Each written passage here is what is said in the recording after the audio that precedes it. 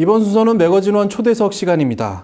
오는 9월 원불교 문화예술의 잔치가 펼쳐집니다. 매거진원에서는 지난해에 이어서 원불교 문화예술단체 총연합회 회원들을 만나보는 시간을 지속하겠습니다. 오늘은 원불교 문인협회 고영관 서울사무국장님을 자리에 모셨습니다. 반갑습니다. 반갑습니다. 원기 75년에 설립된 문인협회, 굉장히 오래된 단체로 알고 있는데요. 먼저 단체에 대한 소개 말씀 부탁드리겠습니다. 예, 저희 원불교 문인협회는, 원기 75년에 설립이 돼서 25년의 역사를 가지고 있습니다. 100년의 역사를 놓고 봤을 때는 사반세기 역사를 가지고 있다고 표현을 하고 있는데요. 25년밖에 안 된 역사가 이렇게 길다고는 말할 수가 없지만 우리 교단 100년 역사에 비해 보면 결코 짧지 않은 역사였거든요. 그리고 또 원불교의 많은 예술 문화 단체 중에서 오래된 축에 속하는 단체라고 할 수가 있습니다. 이제 저희가 주로 하고 있는 일은 회지 발간도 있고 문학 기행도 있고 또 문학상 제도도 지금 실시를 하고 있고요. 그리고 이제 또 기념문집 출판 등 여러 가지를 지금 하고 있는데 특히나 원불교 문학 같은 경우는 16집까지 지금 발간을 한 상태입니다. 방금 말씀하신 대로 원불교 문학이 대표적인 문집으로 알고는 있습니다만, 예. 이 외에도 다른 문집들이 계속 발간되는 것으로 알고 있습니다. 그러죠. 이제 원불교 문학 16집도 있지만 또 원불교 문인협회의 지부인 서울문인회에서 발간하고 있는 소태산 문학도 있고요. 네네. 또 광주 전남문인회 또 전북문인회에서도 회지를 지금 발간하고 있습니다. 특히나 이제 지난해에 원불교 100년을 맞이해 가지고 원불교 문인협회에서는 원불교 문학 100년을 집대성한 두 권의 아주 소중한 자료를 발간을 했어요. 네. 첫째는 이제 봄바람에 달이 뜨면이라는 시집을 출간을 했고, 네. 그리고 이제 두 번째는 이제 온누리가 절로 박도다라는 산문집을 발간을 했습니다. 그리고 이제 아울러 소개하고 싶은 것이 있는데 이제 소태산 문학상입니다. 네네. 소태산 문학상은 성인들을 대상으로 한 소태산 문학상 시상을 하고 있고 또 소태산 청소년 문학상이라고 해서 우리 교단의 청소년들을 대상으로 해서 현재 실시를 하고 있습니다. 이게 이제 어려움이 없지는 않지만 그래도 탄탄하게 현재까지는 성장하고 있다고 생각합니다. 네, 여러 가지를 말씀해 주셨는데 먼저 차근차근 좀 여쭤보겠습니다. 예.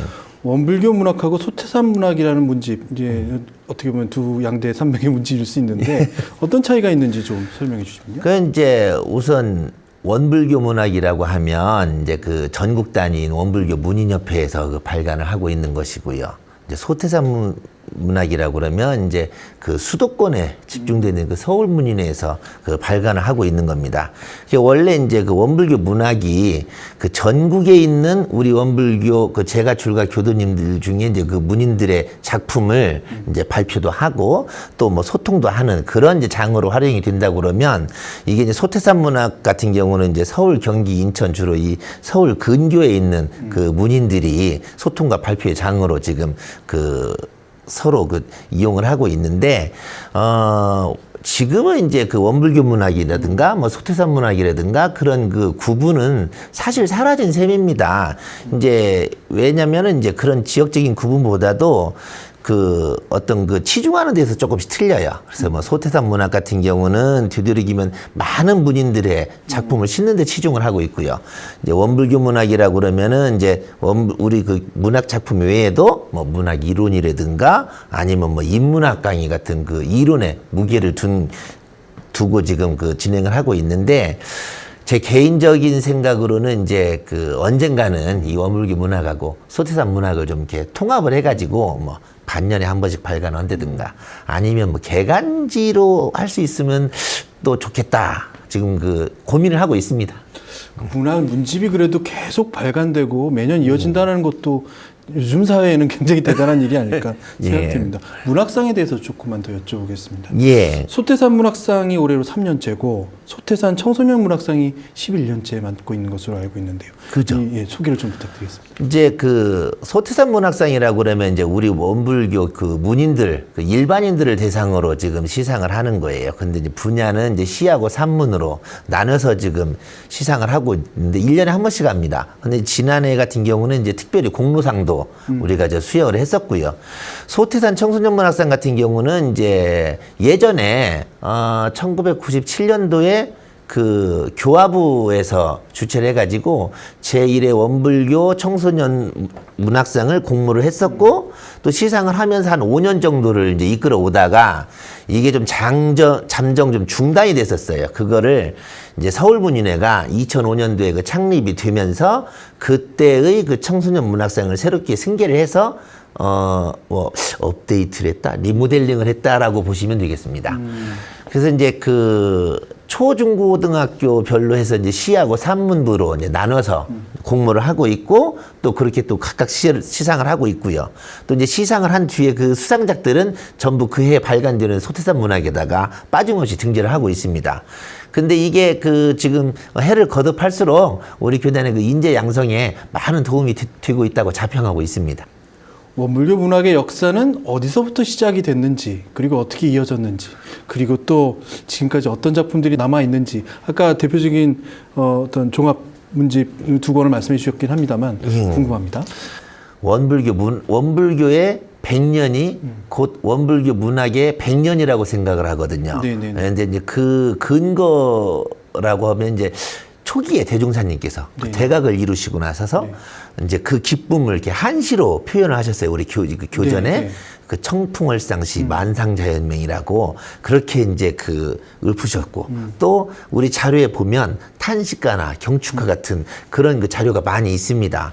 그리고 이제 익산 총부를 건설하셨을 때 그 당시만 해도 교단의 기관지로는 뭐 그 월말통신도 있었고 월보도 있고 회보도 있고 이제 이런 걸 내면서 간간히 문학 작품들이 이렇게 실렸는데 이제 여기에 이제 정산종사님과 또 선지님들께서 이제 많이 그 합세를 해서 우리 원불교 문학의 역사를 써가신 거죠. 근데 그 이것이 이제 그 일제 강점기 말에 오면서 이제 뭐 회부가 폐간도 또 당하고 그리고 또 이제 해방 직전하고 6.25 때는 뭐 이제 그럴 기회를 이제 갖지 못했던 이제 그런 때도 있는데 다행스럽게도 이제 우리 교단에서 원광 또 원불교 신문이 그 창간이 되면서 원불교 문학이 큰 그 발전을 본 셈입니다. 이게 그 이제 문인들이 조직적으로 원불교 문학을 창작하고 발표하는 시대를 읽어갔으니까 의미가 참 크다고 생각을 합니다.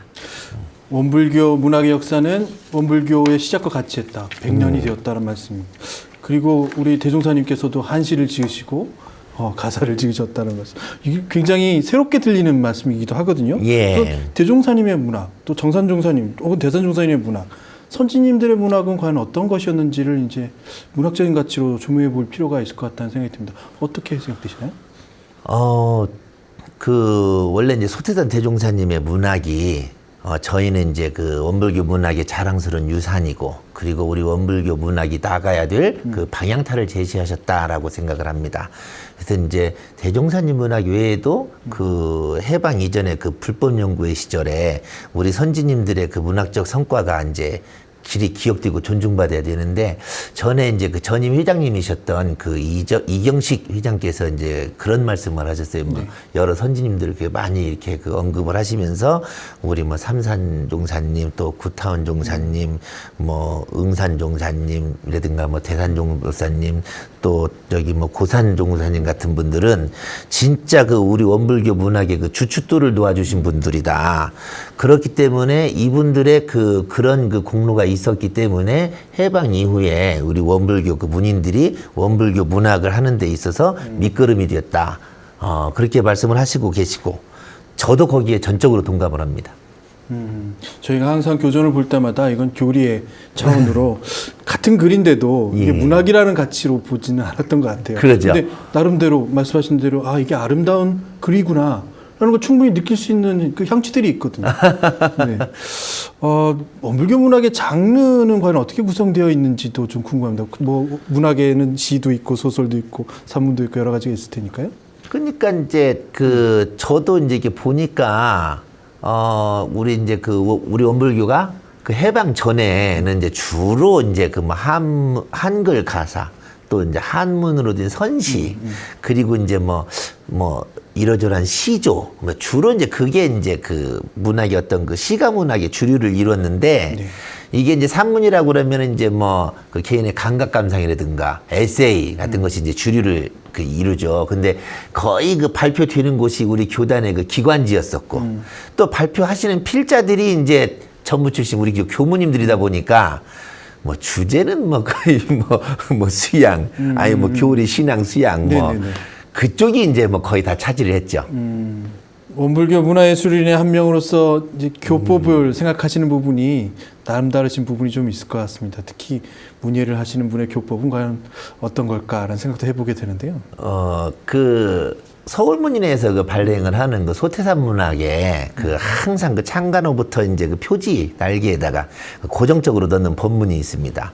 그 이제 소태산 대종사의 언어관이라고 그래서 그 대종경 정만품 3장 법문을 이제 우리가 항상 그 기재를 해요. 네. 뭐라고 하시냐면은 그 한 제자 한문 지식만을 중히 여기는지라 대종사 말씀하시기를 도덕은 원래 문자 여하에 매인 것이 아니니 그제는 이제 그 생각을 놓으라.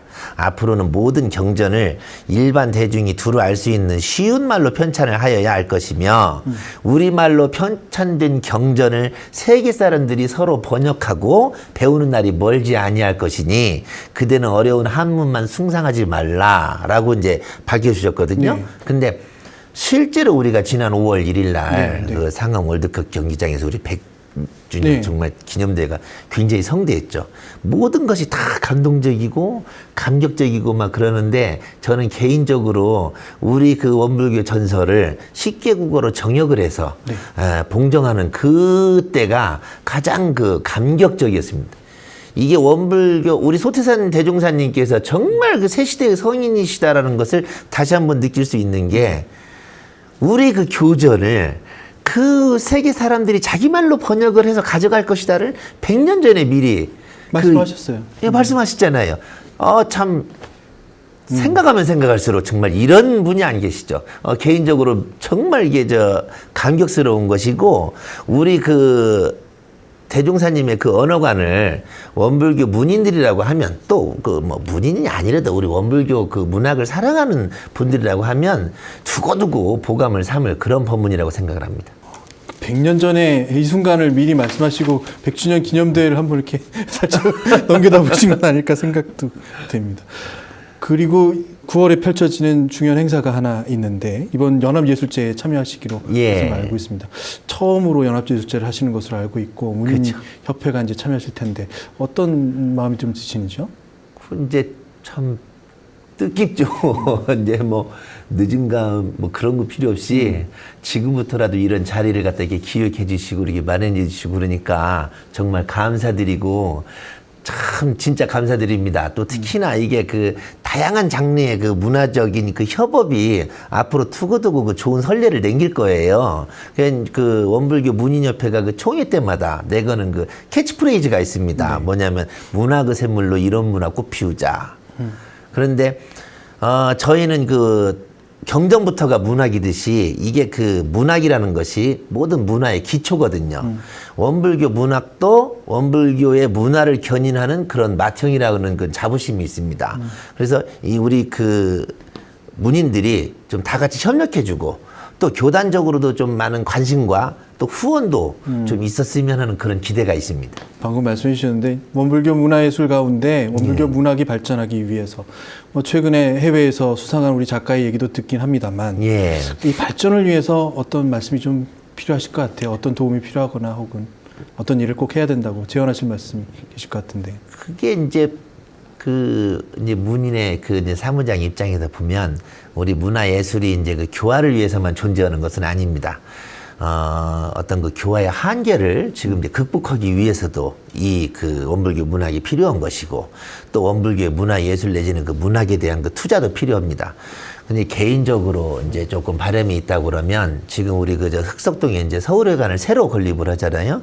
그런 곳에 이제 그 소태산 기념관을 그 새로 건립을 하는 중에 어떤 그 원불교의 문화예술을 위한 그 공간을 좀 하나쯤 꼭 좀 마련해 주셨으면 정말 감사하겠다 하는 생각이 있습니다. 서울회관은 거의 많은 것들이 이제 한 번에 딱 모여서 종합 전시하는 혹은 정원관이 될 수 있는 그 모습이 좀 필요한 것 같습니다. 예. 무엇이든 한 구석에는 좀 있어야 될 것 같아요. 그러죠. 앞으로 협회는 어떤 계획을 가지고 계시는지 좀 설명해 주시죠. 저희가 이제 올해 햇수로 26년째를 맞이를 하는데, 이제 26년의 시간 동안에 어떤 조직적인 외형은 이제 갖췄다고 생각을 해요. 그런데 이제 내실을 갖춰야죠. 이제 내실을 좀 더 탄탄하게 해야 되는 이유가, 우리 원불교가 지금 한국의 4대 종교로서 이제 위상을 지금 우리가 세우고 있지 않습니까? 그러면 원불교 문학도 한국 문학사회에서는 이게 이제 주류로 좀 이렇게 우뚝 설 수 있도록 그 정도의 역량도 키워야 되고, 그리고 또 스타성이 있는 문인도 배출을 해야 되고, 또 우리 원불교 문인 중에서는 이제 베스트셀러 작가도 이제 배출하는 날이 좀 하루빨리 오기를 기대하고 있습니다. 대종사님께서 직접 작품 활동을 하셨다. 물론 대표적인 게 경전이긴 하지만 그 작품 활동에 아주 아름다운 가치가 있다. 글이라는 것이 상당히 재미를 주고 감동을 줄 수 있다면 그게 바로 문학작품의 가치일 것 같은데, 예. 모든 교도님들이 아마 이것이 기본적인 일이 아닐까 싶은 생각이 듭니다. 원불교는. 그러죠. 네, 모두가 문인협회 회원일 수도 있고 대종사님의 제자라고 하면 문인의 제자도 될 수 있다는 생각이 듭니다. 예, 오늘 좋은 말씀 감사드립니다. 예, 고맙습니다.